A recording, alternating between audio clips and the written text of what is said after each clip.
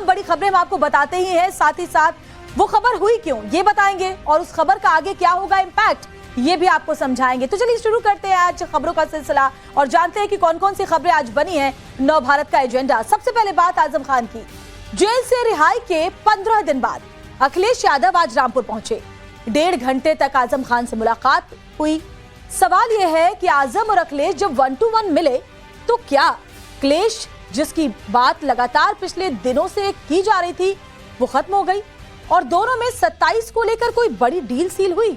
सवाल यह भी है कि क्या आजम खान ने भी डील के बदले अखिलेश के सामने कोई शर्त रखी। नव भारत का एजेंडा में सबसे पहले देखिए उत्तर प्रदेश की आज की सबसे बड़ी पॉलिटिकल स्टोरी।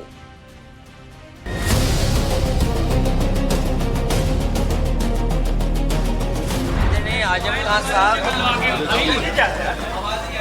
वो बहुत पुराने नेता हैं। मैं छोटा सा आदमी, बीमार आदमी। आदरणीय आजम खान साहब पे सबसे ज्यादा केस लगे। अपराधी, सैकड़ों मुकदमे, मुर्गी बकरी चोर, किताब चोर। एक ही मुकदमे में 21 साल की सजा और 34 लाख रुपए का जुर्माना। सबसे ज्यादा छोटे मुकदमे अगर किसी परिवार पर एक पर लगे तो आदरणीय आजम खान साहब के। आजम खान जब भी बोलते हैं वो खबर बनती है। उनके एक एक शब्द न्यूज चैनलों की हेडलाइन बन जाते हैं। लेकिन 23 महीने के बाद जब आजम खान और अखिलेश यादव मिले तो लाइट, कैमरा, एक्शन सब कुछ था। लेकिन जब बोलने की बारी आई तो सिर्फ अखिलेश यादव बोले। आजम खान अखिलेश यादव के बिल्कुल पास में खड़े थे, लेकिन आजम खान साइलेंट थे। बगल में खड़े समाजवादी पार्टी के मुखिया ये बार बार जताने की कोशिश कर रहे थे कि पार्टी को आदरणीय आजम खान की कितनी जरूरत है। ये अखिलेश यादव ने 30 सेकंड के इस बयान में जता दिया। और आदरणीय आजम खान साहब वो बहुत पुराने नेता हैं। पुराने नेताओं की बात ही कुछ और है, पुराने लोगों की बात ही कुछ और होती है। ये हमारी पार्टी के दरख्त हैं। इतनी गहरी जड़ें और उतना ही गहरा उनका साया भी हम लोगों के साथ हमेशा रहा है। और ये बड़ी लड़ाई है, उसमें हम सब लोग मिलकर के लड़ेंगे। लेकिन यूपी में चर्चा तो इस बात की हो रही है कि जिस आजम खान को आदरणीय बताने में अखिलेश यादव कोई कोर कसर नहीं छोड़ रहे, उनसे मिलने में आखिर अखिलेश यादव ने 15 दिन क्यों लगा दिए। लखनऊ से सीतापुर जेल की दूरी करीब 110 किलोमीटर है, लेकिन अखिलेश आजम से मिलने नहीं गए। जिस दिन आजम खान जेल से रिहा हुए उस दिन भी नहीं। और तो और 23 महीने बाद जब सीतापुर की जेल से आजम खान रिहा हो रहे थे, उस वक्त अखिलेश लखनऊ में एक टेलर शॉप का उद्घाटन कर रहे थे। तो क्या आजम खान समाजवादी पार्टी में अपनी वैल्यू को समझ चुके हैं? यही वजह रही कि वो अखिलेश के साथ कैमरे पर बोलने की जगह साइलेंट रहकर कोई बड़ा मैसेज देने की कोशिश कर रहे थे। क्या आपकी किसी से नाराजगी है? अपने से है। पार्टियों से? मैं छोटा सा आदमी, बीमार आदमी। अपराधी, सैकड़ों मुकदमे, मुर्गी बकरी चोर, किताब चोर। मगर किताब चुरा कर यूनिवर्सिटी बनाई है, अपना घर नहीं बनाया है। अगर ये इल्जाम सच्चा है तब भी दफाएं डकैती की लगी हैं।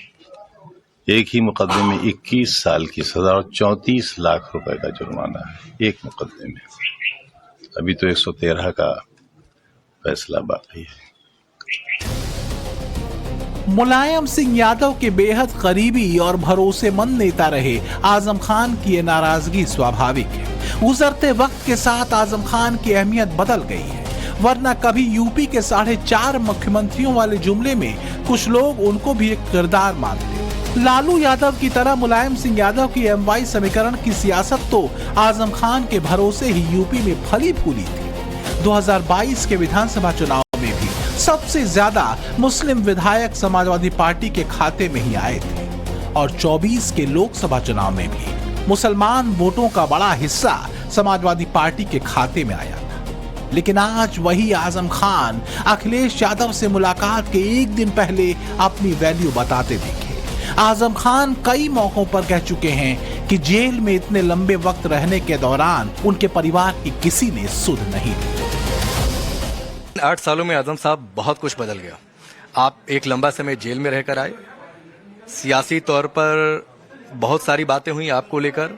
आप जब जेल में थे, यहाँ से मोहिबुल्लाह नदवी को खड़ा किया गया, आपकी नाराजगी की बातें आई, इन सबको कैसे देखें? मैं बहुत नाराज हूं ना मैं कम नाराज हूं, रश्क है मुझे। रश्क इतना कि शर्त थी कि अखिलेश यादव से अकेले में मुलाकात होगी और बरेली में उन्हें उतार दिया गया। वो तो बहुत बड़े आदमी हैं, मैं कोई शर्त के काबिल हूं तो बहुत बड़े आदमी, मैं किस शर्त, एक छोटा सा आदमी शर्तों की जिंदगी कहाँ जीता हूं। 1.5 घंटे आपके घर पर अखिलेश यादव, आप यहाँ पर आए उन्हें रिसीव करने। इससे भी परेशान नहीं, मैं बस ये चाहता हूँ कि 1.5 मिनट में बता दीजिए कि बातें क्या हुई। बस